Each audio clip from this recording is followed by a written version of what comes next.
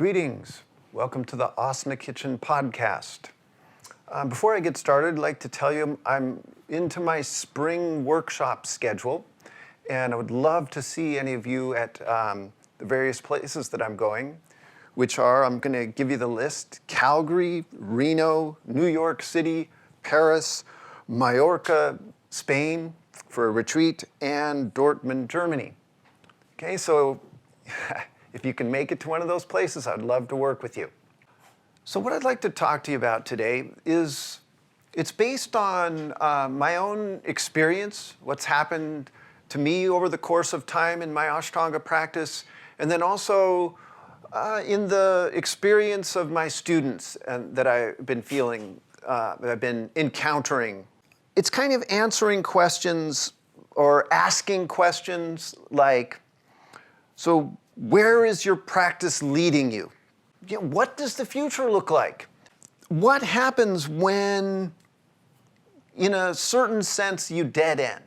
Like when there's no new series, like you've gone as far as you can go, and you can't do any more advanced asanas than you do, and so you're not going to learn new postures. And what happens when your body doesn't necessarily flow as well as it used to? So you can't do as many vinyasa. And so I think that many people answer that question by either lessening their devotion to practice, loving it less, doing it less, looking at other aspects of yoga potentially, or not taking yoga seriously anymore. And you even get the seventh series, like that you kind of enter into your worldly life more. So what happens when I continue to practice, but I can't do the series like it's written anymore? And it doesn't work for me. And am I still doing Ashtanga, or am I like banned from the club?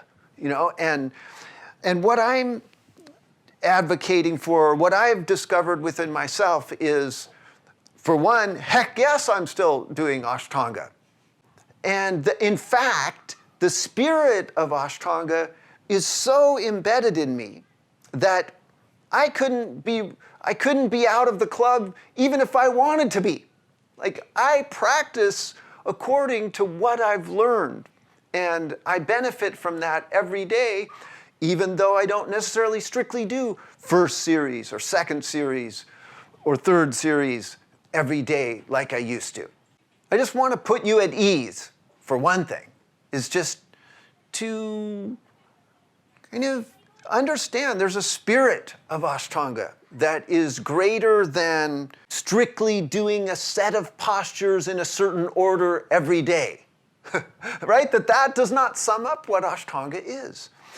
And there can be a kind of sadness or a grief aspect to that when the time comes when I can't do that practice the way I used to, right? And there can be a frustration about that, or an anger, or a judgment of yourself, and a feeling wrong, and a feeling potentially betrayed by Ashtanga too. That it's like that somehow I've faithfully put in my time, and now I've come to this place where there doesn't seem to be any answers. Like, it doesn't tell me where do I go from here. And in fact, if anything, I'm just supposed to feel guilty that I can't do it, or something, right? Or stop doing it, or where do I go from here? And partly I just want to tell you there's many places to go from here. Many beautiful ways to be with the spirit of Ashtanga and yet open up a little bit and interpret the method and the techniques and everything you've learned over the course of repeating. You can interpret those things in new ways, and in ways that serve you, and in individual ways. If we accept that Ashtanga is not about doing those series in that order, and there's a spirit of it, and you make it your own. And this is where the 7th series comes in. So I'm kind of appropriating that idea that 7th series is usually associated with having children or being really involved in worldly life. But I'm saying that you need to customize your Ashtanga practice. And so that there's 6 set series that you could possibly learn. And the 7th series, the ultimate series, is you customizing your series and building your own practice that is in the spirit of Ashtanga. And even though you're not doing the series, you're still doing Ashtanga. Okay, and here's some reasons to customize. Okay, because in some ways it would be nice if we could just do the series as they're written for our whole life. But things intervene. Okay, here's some reasons for customizing. Okay, and so one is very practical. There's time constraints. Rather than just do this little thing every day, the exact same thing over and over because you only have 30 minutes or 45 minutes, you want to learn to mix it up. And how can I do things different, change the order, or do different asanas and still stay in the spirit of Ashtanga? Okay, well, that's a question that you can answer in the positive. Okay, then aging. Okay, so as you get older, you're going to slow down and it's harder to do all the vinyasa, and certain asanas become out of reach. And so you have to customize. Okay, and then customizing happens as a natural result of experience and mastery. It's like your creativity is awakened, and so you can take that knowledge and interpret it and use it in ways that serve you better than simply sticking with the series. Okay, and then you customize for reasons of essential variety. Okay, it is not positive for your body or your mind to do the same thing day after day, month after month, year after year. So you customize for variety. Okay, and then and it just leads to the kind of bashing, getting rid of the myth that Ashtanga, that it's even an ideal in Ashtanga to do the series as it's written for your whole life. Okay, that's not even an ideal in Ashtanga. And what the ideal is to practice with the spirit of Ashtanga. And so that's what we're going to explore. What is the spirit of Ashtanga? And so what are the kind of essential ingredients that go into this daily practice that make it hold together as Ashtanga? So the spirit of Ashtanga, that's something for you to contemplate, for one. And to me, there's some general things, and then there's a lot of specific things, okay, both. And so I'm just going to go through some with you.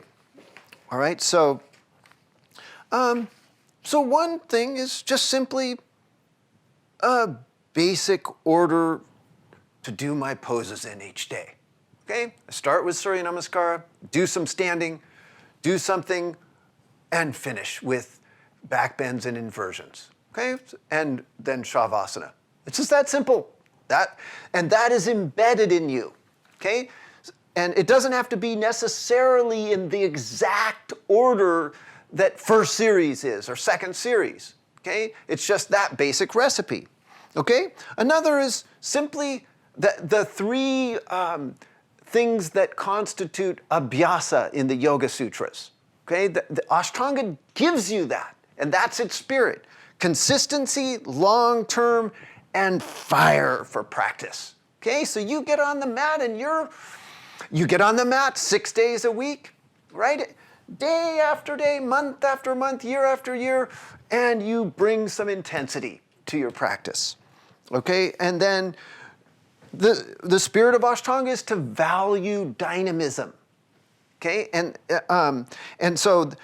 that's partly in dynamic transitioning. and learning to link my poses together into an unbroken series.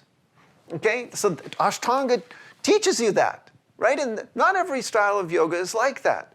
Okay, but if you do it for a long time, that becomes embedded in you, that one posture leads to the next, and that you learn this, the value of having setup positions, like when you go into first position before triangle and get ready, and then whoom, down into triangle where you stay, and up and out with the dynamic move, and down into the second side, right? So you never leave that behind when you customize, okay? And then also the lift up and jump back, and then the crouch and spring to jump through, that you retain that value on the idea of this crouch and spring, this contraction force that sets up your transition, and a spring,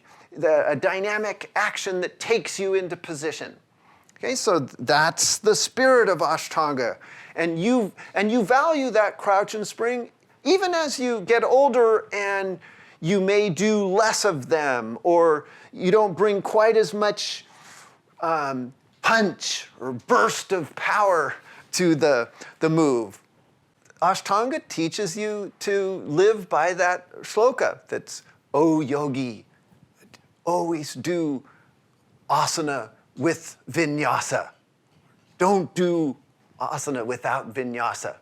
And another thing you learn, and especially if you practice with me, is that there's one universal asana that's the root of all asanas, okay? And so samastitihi is that asana, and it has other representatives like dandasana and padmasana and shirshasana.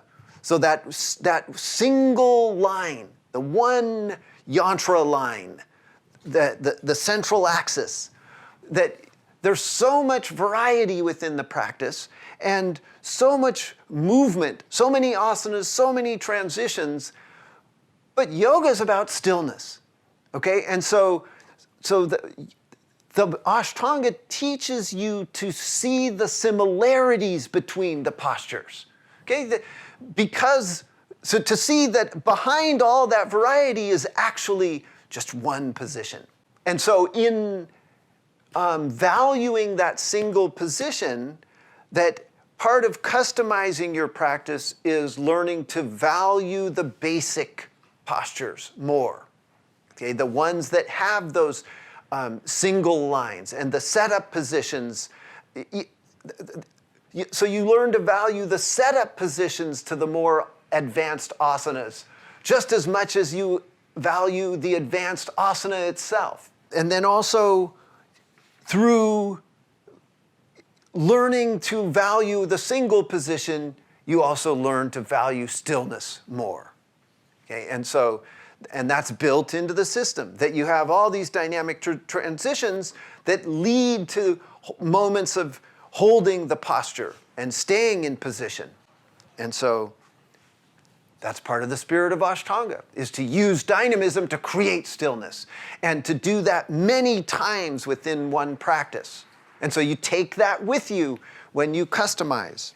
Those are some of what I think of as the spirit of Ashtanga, and what I try to take with me no matter what I do in my practice, or bring with me and manifest or express.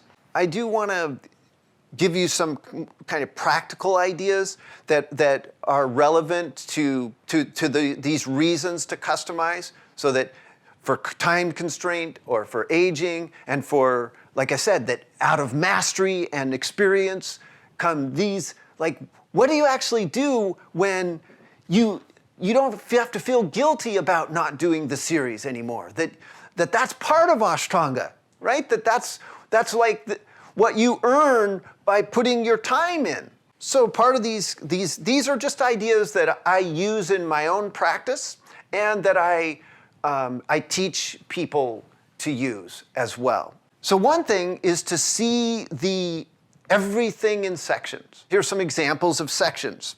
You've got Surya Namaskara is a section. Standing postures. The first half of first series is a section. So from Paschimottanasana to Navasana, or from Navasana to Setu Bandhasana. Each of the series seems to lend itself well to dividing in half. So in second series, from Pashasana to either Ekapada Shirshasana or just after Ekapada Shirshasana, and then from those poses to the head balances. And then third series, it goes from Vashisthasana to Viranchasana B, and then from Viparita Dandasana to Ekapada Rajakapotasana. And then the section of finishing postures. Okay, and so when you think in sections, then you can kind of represent sections when you practice. Like you could do longer standing postures one day. Like where you really get into the standing postures and repeat or stay longer. Or you emphasize the first half of primary series and then go to the first half of the second series and emphasize that. And so if you have time constraint, then you highlight sections, okay? As one way of possibly customizing. Or the other thing is that you can skip sections. Just don't do a section or a number of sections. Like one thing that advanced practitioners do quite often is just skip the standing poses. Go from Surya Namaskara into third series or whatever it is that you do. So then you can essentially see the practice as having these chunks that you can move around. And then another way to use the sections is that you don't necessarily have to do every pose from a section to do the section. All right, so you don't have to do 5A and B every day of the Surya Namaskara. You could do 5A and then move on, or 2 of each. And you can do 1 or 2 standing postures, or do a sampling of postures from the first half of first series, right? Make a kind of short form. This idea of categories of asanas, it's like sections, but it's a little bit different. Okay, and so I want to also introduce this to you. And to me, you can work in categories of postures. So some of the categories are back bends, forward bends, hip openers, twists, inversions, standing poses, seated poses, arm balances. And then there's kind of combining of categories, like there's back bends that are inversions, arm balances that are hip openers, and such. Okay, and what you can do is decide to emphasize a category. Okay, so you can focus your work on back bends for a day or forward bends. And then, and in that way, you can sort of combine your knowledge of sections with these idea of categories. So for instance, if you happen to do third series, you could do the back bends of second series and then skip to the second half of third series. So there's so many ways that you can combine things. So another way to customize is, and to deal with time constraints and aging, is to do less asanas. Okay, so you're meant to explore your postures for more than 5 breaths at a time. Go into that. And then also, there's a lot to extract from repeating a posture. And so that's part of doing fewer asanas. That's some examples of how to customize your practice. Now, and then one last theme that I want to speak to you about is this idea of a progression. Okay, so that Ashtanga is part of the greater yoga family. Okay, so you can say that Ashtanga's it falls in the branch of Hatha yoga. Okay, so it's a form of Hatha yoga, and you're trying to extract Hatha yoga knowledge out of your Ashtanga practice. And then you're trying to use that hatha yoga knowledge to learn yoga. Okay, and we're just going to step through that a little bit, and what that means. Partly how I describe extracting hatha yoga out of Ashtanga yoga is I take the 4 chapters of the Hatha Yoga Pradipika and as techniques that you're trying to get from doing your Ashtanga practice each day. And those 4 chapters are asana, pranayama, mudra, and samadhi.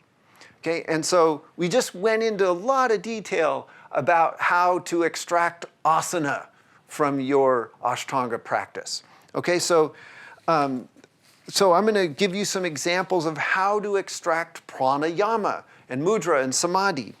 Okay, so pranayama. So Ashtanga teaches you pranayama.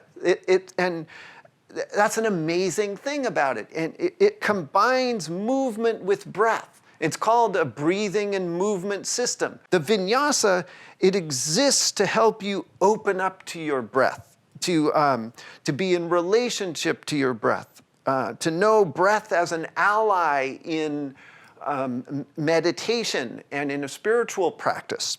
You learn to use breath as a bridge between your physical posture and the consciousness that you arrive at in stillness. Okay, so it's quite amazing what you can extract from Ashtanga about learning about pranayama. Okay, and so Ujjayi, the standard breath you use with Ashtanga, it teaches you how to lengthen your breath and how to control your breath. And then what we said earlier about that the spirit of Ashtanga is valuing the single position and its closest representatives. And so part of that is that when you do any posture where your 3 main body masses, your pelvis, torso, head, are in that single yantra, the one danda, the staff, then you can explore the end of the breath. And so you use the vinyasa positions to explore the end of the vinyasa position to explore the end of the breath. Okay, and in that way you become a skillful breather.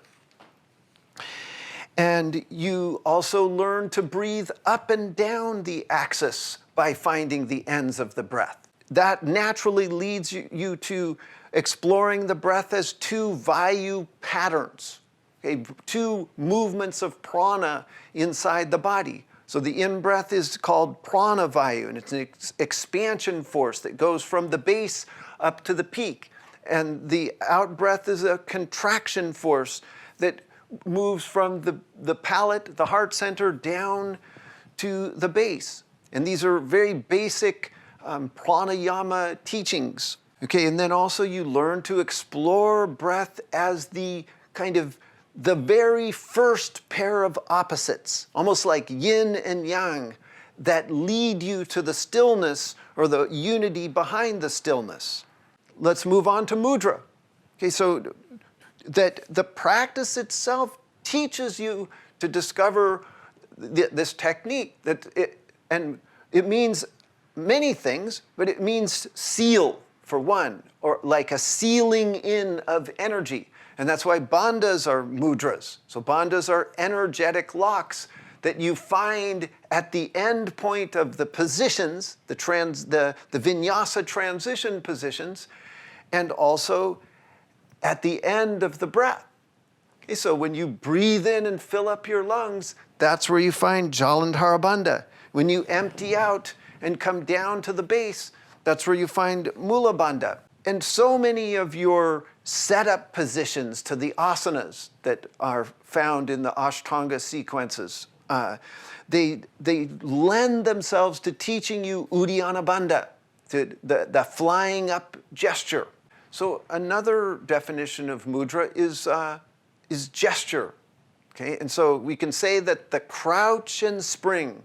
So all of your transitions are mudras. They're gestures, and they are regularizing movement And so both this regularizing movement and the sealing in of energy, sealing in of awareness, they're leading you closer and closer to the stillness that is yoga, that brings you to a state of yoga. Okay, and that leads us to samadhi, which is absorption or nirodha, or cessation of activity.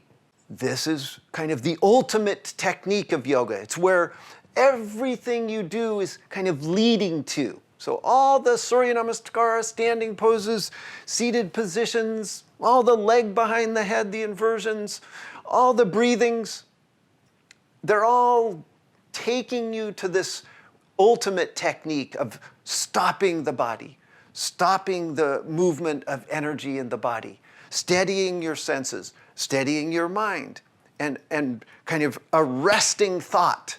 And then that's when yoga occurs. Okay? And so when we're talking about the spirit of Ashtanga and like, where is your practice leading you? Right? So this is where it's leading you. It's leading you deeper into Hatha Yoga and deeper into yoga itself. So this place that yoga is leading you to, or when you arrive, when you stop all this activity, and then what's said is, the Yoga Sutras tell you is, it's yoga's chitta vritti nirodha, right? Yoga's the cessation of the activities of the field of the body-mind.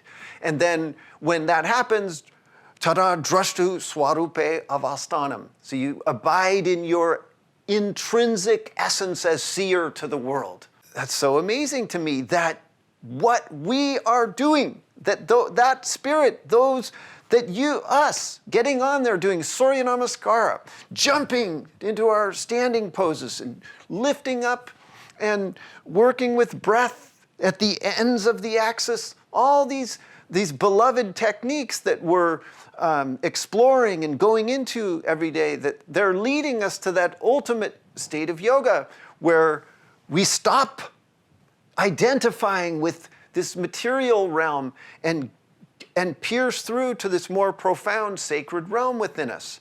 Okay, and I just have this little poem here that's kind of speaking to that. And it says, Purusha, which is the drashtahu, or the seer that is your essence.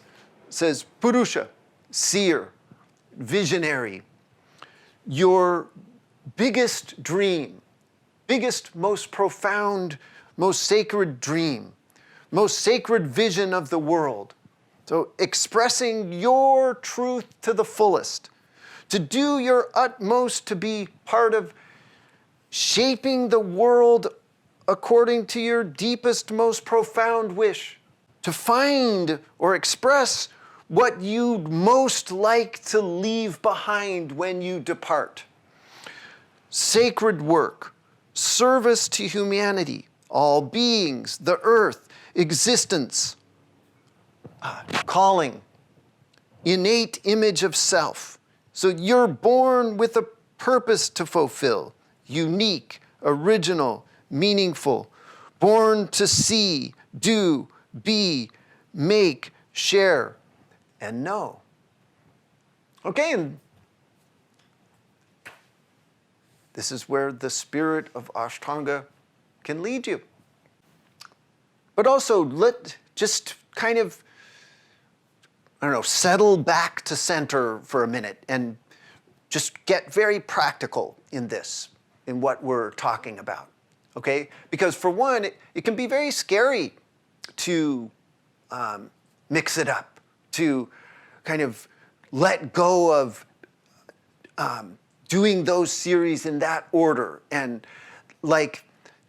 it's a very positive thing that's meant to happen, but it's also something that you might resist. And because of how much you've gotten out of repeating and doing it as it's written or how you've been taught. And so what I would recommend to you is to do it in small ways, okay? Like make this customization happen as naturally and as much of a service to you as possible. Okay, so you can change things up only a little bit, and you can also, like, I had one student that really got intimidated by it, and so I instructed her to like make up her alternate series, like to actually write it down, so that she knew exactly what she was going to do, even though it wasn't necessarily exactly third series or second series. Okay, and so make it work for you.